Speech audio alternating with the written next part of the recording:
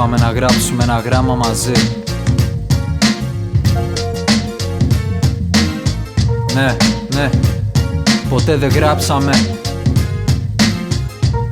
Ποτέ, έλα, ναι. Είπαμε να γράψουμε ένα γράμμα μαζί. Και το χειμώνα που πέρασε γράψα τραγούδια και θύμισες ανεπιστρεπτή σε ένα κόσμο από γυαλί. Γιατί μου δίνες συναισθήματα που σπάσανε. Κι ύστερα απ' όλα αυτά σε γέμισα μ' αγάπη και με σιγουριά. Κι άμα μου πεις τ' αντίθετο, γίνεσαι κι εσύ μια σταγόνα στάπυρο στον ωκεανό.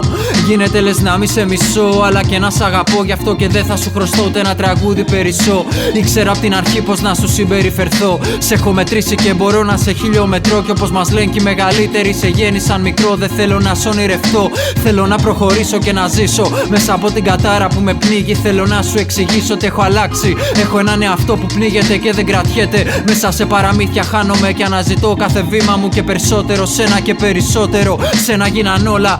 Ανοίξα την πόρτα να φύγω, αλλά πυροβόλησα. Κι ύστερα αυτοκτόνησα. Μόνος δεν ζω ποτέ γιατί υποφέρω. Κι είμαι τόσο ευαίσθητος που κάθε φορά κλαίω. Μη με παρεξηγήσεις, αλλά είμαι ένα παιδί που έχει χαθεί και όλη την ώρα ψάχνομαι. Μήπως και βρω κουράγιο για να ζήσω. Έχω περάσει χίλια κύματα και έχω αγγίξει χρήματα. Κάποτε είχα ζυγίσει όλα τα αισθήματα και διάλεγα ότι ήθελα. Τώρα έχω ξεφτύσει, παρόλα αυτά προσπαθώ. Κι είμαι ένα βήμα πριν πέσω από τον γκρεμό. Πριν 2 μέρες ήμουν μέσα στο κελί των διαβατών. Κι από σήμερα σ' αγάπησα και μόνο τραγουδώ. Πίνω λίγο περισσότερο από τον παλιό καιρό. Αλλά είμαι ένα καλό παιδί και δεν φοβάμαι να μιλώ, ρε.